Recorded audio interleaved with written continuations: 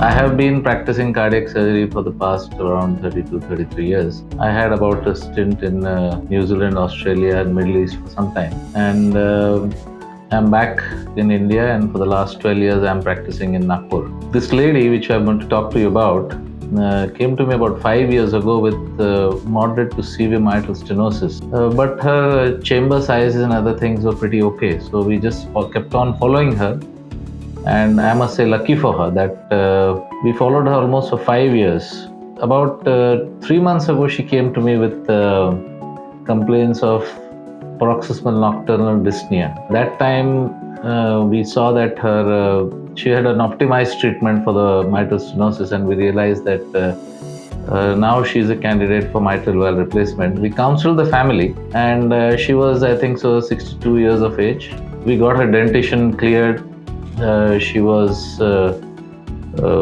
pretty eager to get the operation done and get away because she was not able to sleep well in the night. The daughter herself, a dentist, was counseled, and we told them about this latest valve that had come from Edwards, which was Mitris.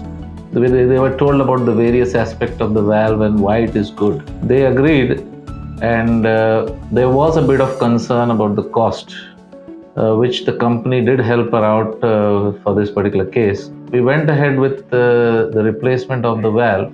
Intraoperatively, basically the procedure was smooth and straightforward. There was no hitches. The advantage that I found with Mitris was that it has a little knob, a plate on the top, which we can use it to cinch the struts. So cinching the struts avoid the struts getting entrapped in the subvalvular apparatus if you leave it behind. It also makes the valve sliding down pretty easy because the struts are nowhere on your anchored sutures. So we did that. Other than that, the Mitris has extremely low profile compared to all its comparing competitors that are there in the market. Plus, very important is that it has a dry preserving technology.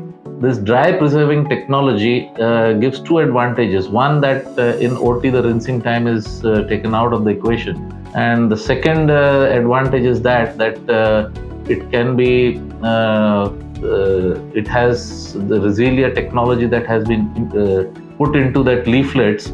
It gives a very long life, 15 to 20 years in, say, a person who is 50, 55 plus. So this lady was an ideal candidate for this valve. The valve implant was straightforward and smooth, and we had no issues with that.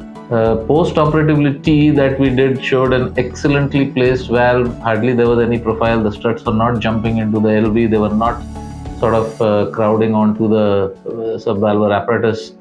And there was a very tiny central jet of MR, which is very good. She came for follow-up, and we found that her gradients were barely single digit, just around 10 something, that's what I remember. And she was pretty comfortable. Her daughter being a dentist, she herself got her all dentition checked through before we went for surgery.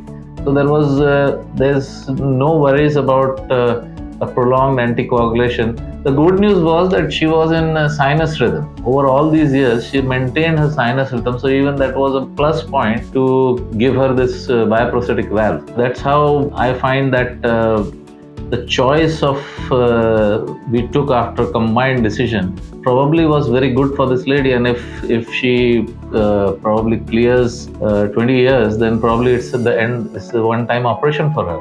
That's what we are all looking at. We are looking at a valve that will work like a normal valve without the need of anticoagulation. So this valve perhaps comes not exactly 100%, but near close. And I'm sure with the advancement of technology, soon we will have a valve that will probably need no anticoagulation and can even be used in younger generation, younger people, younger patients. I am too keen to use Resilia Mitris in younger patients. We'll see. If I get a younger patient, we'll definitely try and use and see how it goes.